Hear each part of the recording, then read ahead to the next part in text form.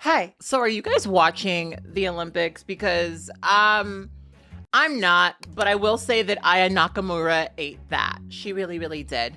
I see the updates on social media. I've seen all the pictures of the people in that shooting competition. I didn't even know that was a thing that was in the Olympics, but I love that category because every single person looks like they could be in their own anime about their life as a secret assassin. I mean, some people would be a little bit more obvious than others, but I love every picture that I've seen that has come out of that category, especially this picture of this particular contestant. Like, my bitch pose is nasty, okay?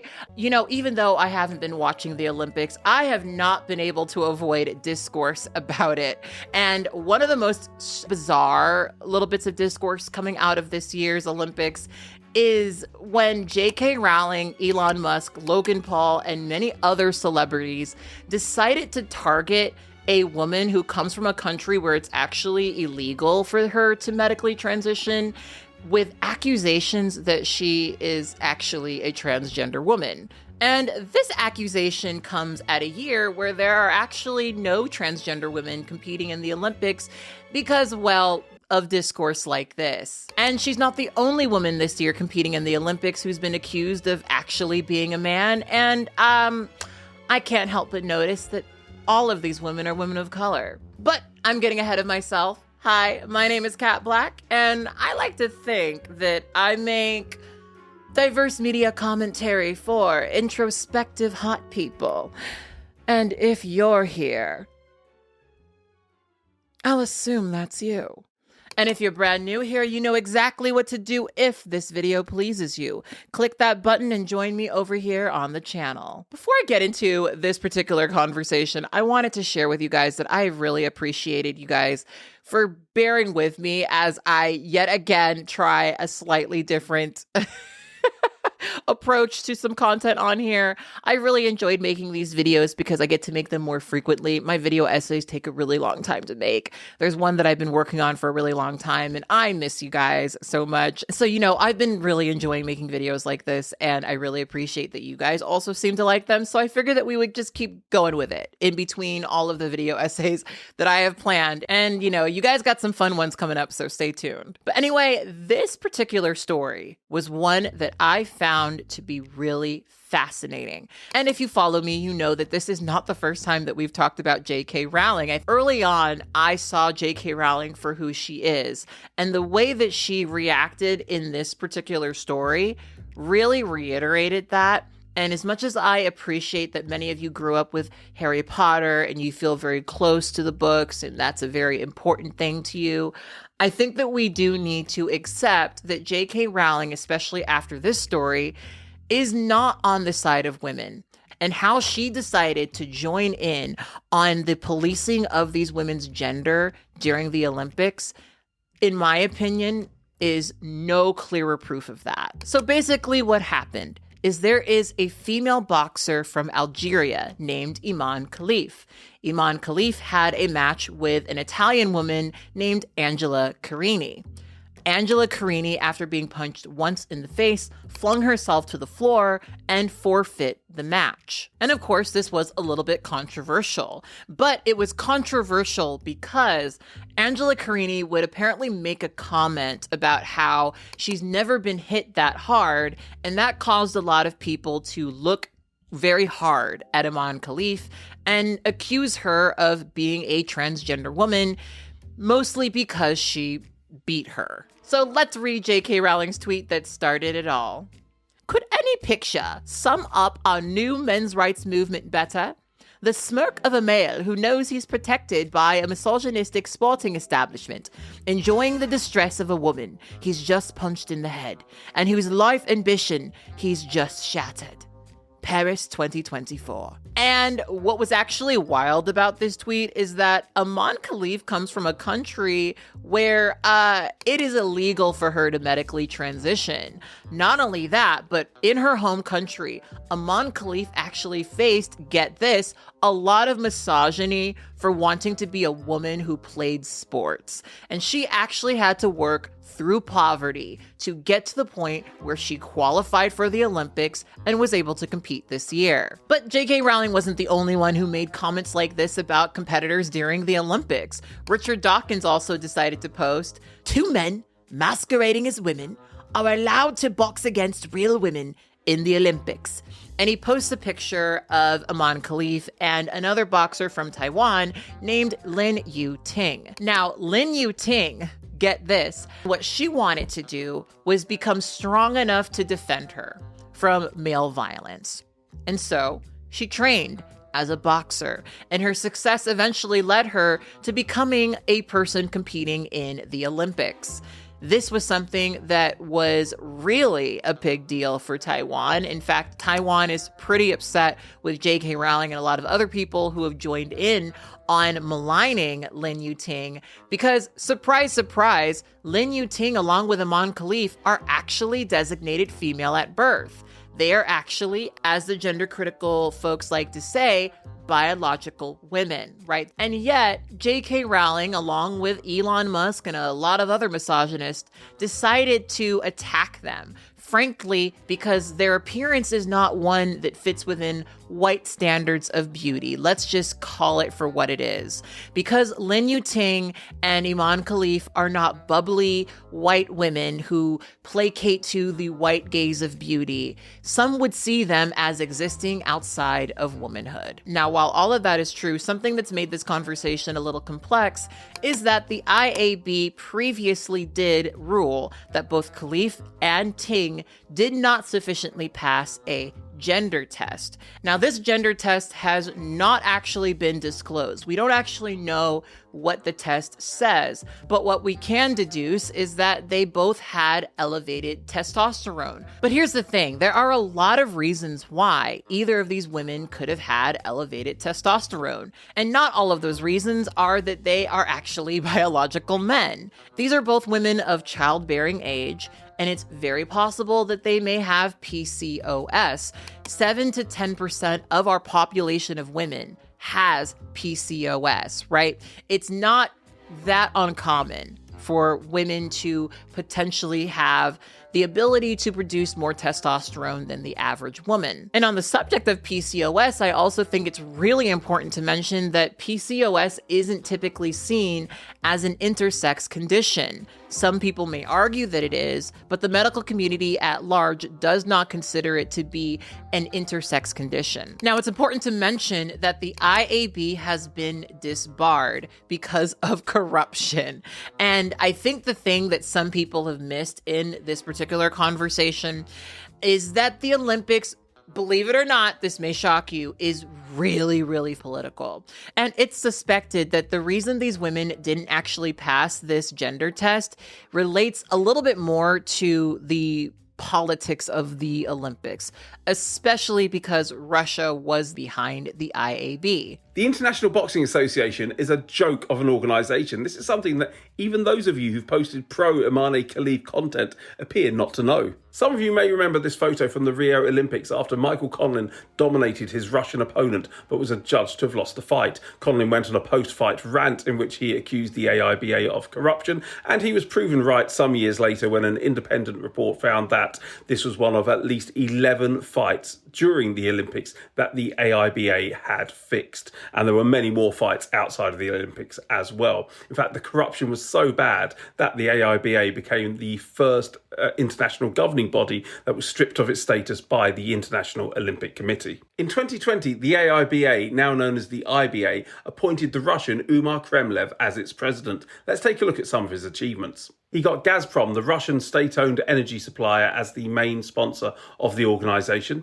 When other sports were banning Russian and Belarusian athletes from competing under their flags, he allowed that and even went one step further by banning Ukrainian athletes from competing under their flags and national anthem at the 2022 European Championships. Kremlev opposed the independent appointment of referees and judges, and when Boris van der Vorst tried to run against him as president of the IBA, Kremlev simply had him disqualified from running. In 2023, Imane Khalif took on the undefeated fighter Azalea Amaneva and beat her. What was the IBA's response? They said, well, actually, we've just decided Khalif is a man, so we're going to null and void the fight and reinstate Amaneva's unbeaten record, and coincidentally, Amaneva is Russian. This is all so important because for those of you like JK Rowling who are out to get Khalif, you've seen no evidence, there isn't any. The only thing you are relying on is the word of probably the most corrupt sporting organisation in history, and that's just really silly. Either way, both of these women qualified for the Olympics, and it's important to note that there are no transgender women competing in the Olympics this year, largely because of discourse like this. Now, JK Rowling would eventually get the message that she is not a biological male, as she argues. After JK Rowling received this information, she did not back away from this point. In fact, she would repost an article and would say, someone with DSD cannot help the way they were born, but they can choose not to cheat. I don't know what accent I'm doing. This is just like what she sounds like in my head. They can choose not to take medals from women. They can choose not to cause injury. And the headline of the article that she shared is, a woman has been punched by a biological male.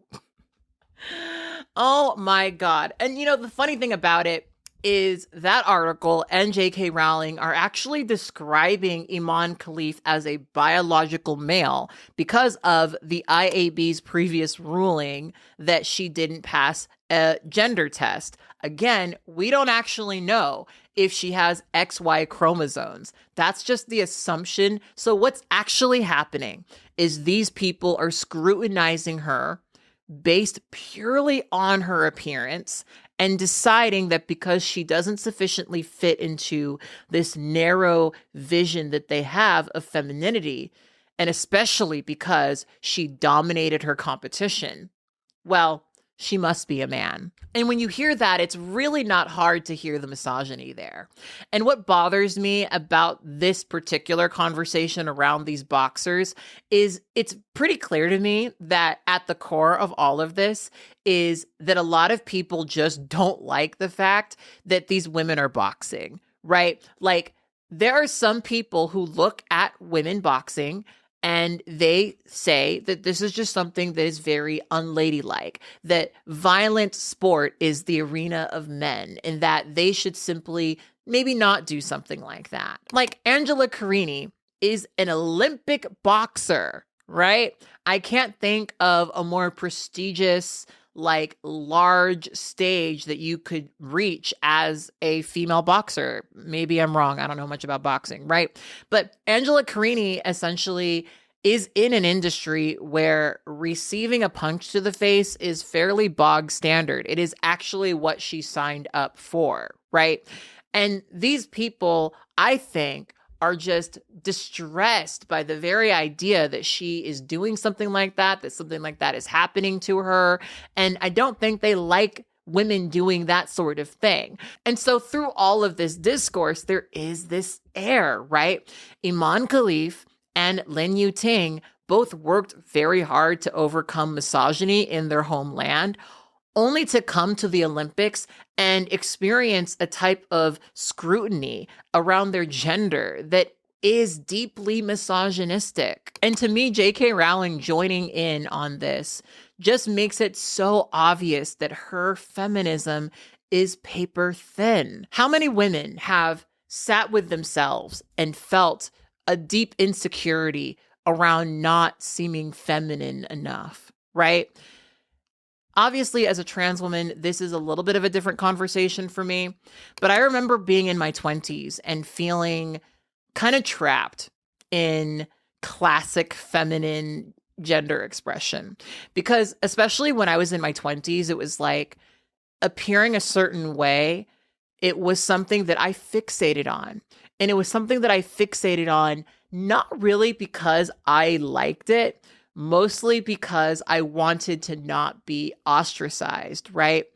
And it's so interesting to think about that, like the way that feminine performance for me in my 20s and in my early life was such a practice of me just trying to be accepted and liked by other people, right? And in my 30s, the thing that I really appreciate is that I define it on my own terms, right? Like I don't feel like I'm performing for anyone. But in my 20s, I would spend so much time putting myself together and projecting myself a certain way and having all of these false dichotomies about what I should wear and what I can't wear and what make, all of these thoughts I had in my head, scrutinizing myself in a way where femininity to some degree felt a little bit like a trap, right? And I know that JK Rowling probably gets that feeling and understands how harmful and hurtful the male gaze is. She understands that scrutinizing a woman and saying that she's not feminine enough can be very deeply and personally hurtful to her. And what really bothers me about a lot of this is that while they're doing all of this, there is an actual child rapist competing in the Olympics this year. Steven Van de Velde, I don't care to say his name correctly, traveled to another country to have sex with a 12-year-old and is endorsed by the Olympics. And I don't see these people who called out Lin Yuting and Iman Khalif calling out the actual child rapist at the Olympics. And, when you know stuff like that, you really do know that this whole protecting women thing is just a bunch of bullshit. It's not about protecting women. It's about controlling women. What is the natural result of turning to women who don't look sufficiently feminine to your standards and saying that they aren't quite women? What is the natural result of that? It is pressuring other women to assimilate into whatever you personally desire a feminine appearance to be. And I guess to me, the thing that I've really gained from feminism is understanding that I don't need to be constrained within these narrow visions of femininity. And it has been, again, pretty liberating to get a bit older and to define it for myself in my own way. I know that this is a huge source of debate for a lot of people, whether or not transgender women can compete in the Olympics. And in this conversation, of course, we are pointing out the fact that these women are not transgender and were unfairly targeted, right? But the thing I found kind of interesting is that JK Rowling would describe Iman Khalif as a biological male for apparently having high testosterone, but that she would not turn to a transgender woman who has estrogen levels that match that of a cis woman's and suddenly describe them as a biological woman. It just wouldn't happen. And the fact that there are so many cis women who naturally produce high levels of testosterone should be in JK Rowling's mind, right? She should be aware of the fact that there are plenty of women who produce more estrogen than other women, and that those women are just as valid, just as real, just as women as the women who produce levels of estrogen that she feels is sufficient for being a woman. It's just like the goalpost keeps moving over and over and over again, and I really don't think that it's moving in a direction of protecting women. These women weren't protected by your trans misogyny.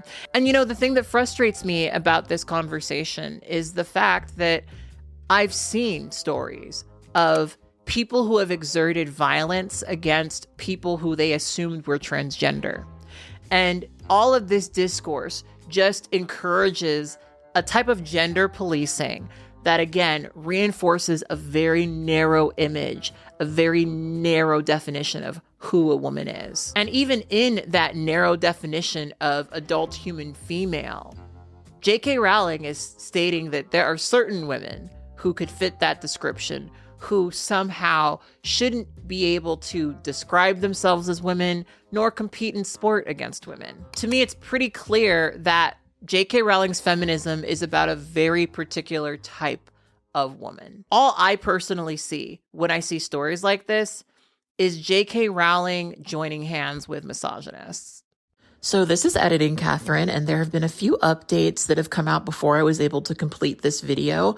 Aman Khalif has decided to take JK Rowling along with Elon Musk and a few other people to court for cyber harassment. Additionally, she was very successful at the Olympics and managed to get a gold medal. And I think because people were scrutinizing her appearance, she made this video with an Algerian makeup artist where she looks absolutely gorgeous. So that is what I wanted to say about this particular topic. I'm so curious what you guys have to say about it.